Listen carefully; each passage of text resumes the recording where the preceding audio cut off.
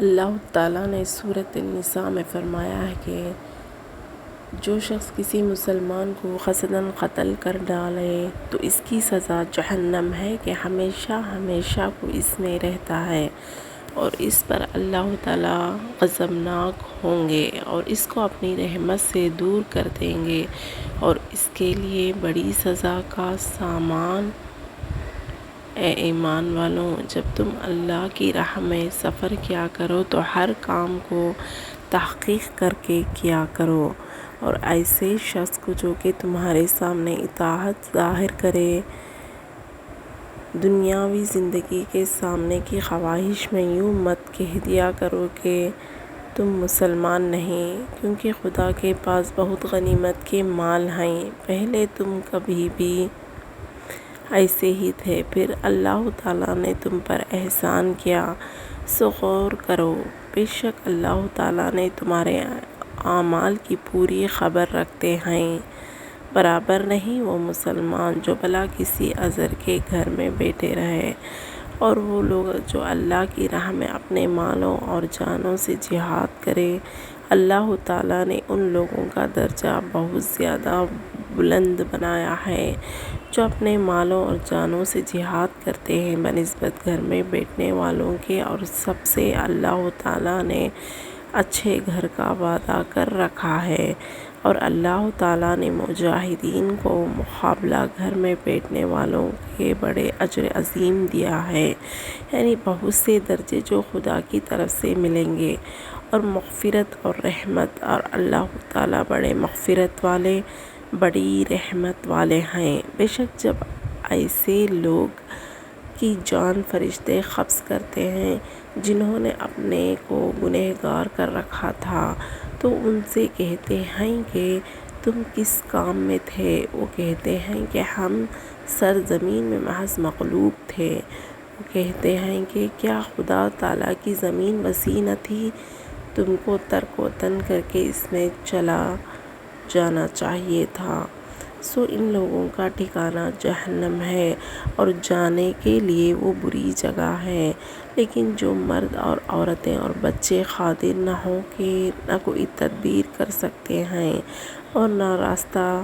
واقف ہیں، سو ان کے لیے امید ہے کہ اللہ تعالیٰ معاف کر دیں۔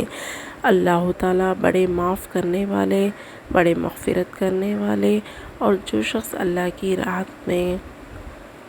ہجرت کرے گا تو اس کی روئے زمین پر جانے کی بہت جگہ ملے گی اور بہت گنجائش، اور جو شخص اپنے گھر سے اس نیت سے نکلا کھڑا ہو کہ اللہ اور رسول کی طرف ہجرت کروں گا، پھر اس کو موت آ پکڑے، تب بھی اس کا ثواب ثابت ہو گیا۔ اللہ تعالیٰ کے ذمے اللہ تعالیٰ بڑی مغفرت کرنے والے ہیں، بڑی رحمت والے ہیں، اور جب تم زمین میں سفر کرو سو تم کو اس میں کوئی گناہ نہ ہوگا، بلکہ ضروری ہے کہ تم نماز کو کم کر دو، اور اگر تم کو یہ اندیشہ ہو کہ تم کو کافر لوگ پریشان کریں گے، بلا شبہ کافر لوگ تمہارے سری دشمن ہیں، اور جب آپ ان میں تشریف رکھتے پھر آپ ان کو نماز پڑھانا چاہیے، تو یوں چاہیے کہ انہی سے ایک گروہ آپ کے ساتھ کھڑے ہو جائیں اور وہ لوگ ہتھیار لے لیں، پھر جب یہ لوگ سجدہ کر چکے تو یہ لوگ تمہارے پیچھے ہو جائیں، اور دوسرا اگر وہ جنہوں نے ابھی نماز نہیں پڑھی آ جائیں اور آپ کے ساتھ نماز پڑھ لیں، اور یہ لوگ بھی اپنے بچاؤ کا سامان اور اپنے ہتھیار لے لیں۔ کافر لوگ یوں چاہتے ہیں کہ اگر تم اپنے ہتھیاروں اور سامانوں سے غافل ہو جاؤ تو تم پر ایک باری کی حمد کر بیٹھے، اور اگر تم کو بارش کی وجہ سے تکلیف ہو یا تم بیمار ہو تو تم کو اس میں کچھ گناہ نہیں کہ ہتھیار اتار رکھو، اپنے بچاؤ لے لو۔ بلا شبہ اللہ تعالیٰ نے کافروں کے لیے سزا اہانت آمیز مہیا کر رکھی ہے، اور پھر جب تم اس نماز کو ادا کر چکو تو اللہ تعالیٰ کی یاد میں لگ جاؤ، کھڑے بھی اور بیٹھے بھی اور لیٹے بھی۔ پھر جب تم مطمئن ہو جاؤ تو نماز کو قاعدہ کے موافق پڑھنے لگو۔ یقیناً نماز مسلمانوں پر فرض ہے اور وقت کے ساتھ محدود ہے، اور ہمت مت ہارو اس مخالف قوم کے تعاقب کرنے میں۔ اگر تم علم سیدہ ہو تو وہ بھی تو علم رسیدہ ہیں۔ جیسے تم عالم رسیدہ ہو اور تم اللہ تعالیٰ سے ایسی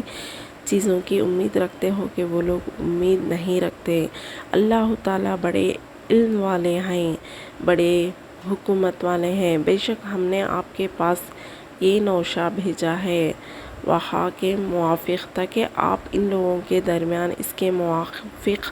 فیصلہ کریں جو کہ اللہ تعالیٰ نے آپ کو بتلا دیا ہے، اور آپ ان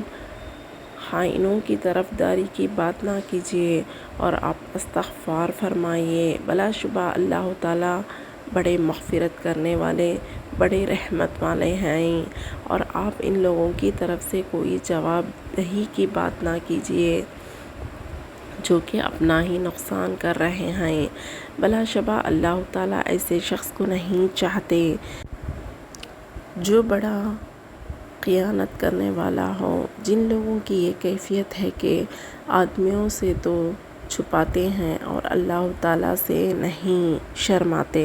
حالانکہ وہ اس وقت ان کے پاس ہوتا ہے جبکہ وہ خلاف مرضی الہی گفتگو کے مطابق تدبیریں کرتے ہیں۔ اللہ تعالیٰ ان کے سب اعمال کو اپنے احاطہ میں لیے ہوئے ہیں۔ ہاں، تم ایسے ہو کہ تم نے دنیاوی زندگی میں تو ان کی طرف سے جواب دہی کی باتیں کر لی، سو اللہ تعالیٰ کے روبرو قیامت کے روز ان کی طرف سے کون جواب دہی کرے گا؟ یہ وہ کون شخص ہوگا جو ان کا کام بنانے والا ہوگا؟ اور جو شخص کوئی برائی کرے یا اپنی جان کا ضرر کرے پھر اللہ تعالیٰ سے معافی چاہے تو وہ اللہ تعالیٰ کو بڑی مغفرت والا، بڑی رحمت والا پائے گا۔ اور جو شخص کچھ گناہ کا کام کرتا ہے تو وہ فقط اپنی ذات پر اس کا اثر پہنچاتا ہے۔ اللہ تعالیٰ بڑی علم والے ہیں، بڑی حکمت والے ہیں۔ جو شخص کوئی چھوٹا گناہ کرے یا بڑا گناہ، پھر اس کی تہمت کسی بے گناہ پر لگا دے تو اس نے بڑا بھاری بہتان اور صریح گناہ اپنے اوپر لادا۔ اور اگر آپ پر اللہ کا فضل و رحمت نہ ہو تو ان لوگوں میں سے یہ گروہ نے تو آپ کو غلطی میں ڈال دینے کا ارادہ کر لیا تھا، اور غلطی میں نہیں ڈال سکتے لیکن اپنی جانوں کو اور آپ کو ذرا برابر ضرر نہیں پہنچا سکتے۔ اور اللہ تعالیٰ نے آپ پر کتاب اور علم کی باتیں نازل فرمائیں اور آپ کو وہ باتیں بتلائے ہیں جو آپ نہ جانتے، اور آپ پر اللہ کا بڑا فضل ہے۔ عام لوگوں کی اکثر سرگوشیوں میں خیر نہیں ہوتی، ہاں مگر ان کے جو ایسے ہیں کہ خیرات کی یا اور کسی نیک کام کی یا لوگوں میں باہم اصلاح کر دینے کی ترغیب دیتے ہیں، اور جو شخص یہ کام کرے گا حق تعالیٰ کی رضا جوئی کے واسطے سو ہم اس کو عنقریب اجر عظیم عطا فرمائیں گے۔ اور جو شخص رسول کی مخالفت کرے گا بعد اس کے کہ اس کو امر و حق ظاہر ہو چکا تھا اور مسلمانوں کا راستہ چھوڑ کر دوسرے راستہ ہو لیا، تو ہم اس کو جو کچھ وہ کرتا ہے کرنے دیں گے اور اس کو جہنم میں داخل کریں گے اور بری جگہ ہی جانے کی، بے شک اللہ تعالیٰ اس بات کو نہ بخشیں گے۔ اس ویڈیو کو سننے کے لیے بہت بہت شکریہ۔ لائک، شیئر اور سبسکرائب کیجیے۔ اسلام کو پھیلائیے۔ پھر دوسری ویڈیو میں ملیں گے، جب تک کے لیے اللہ حافظ۔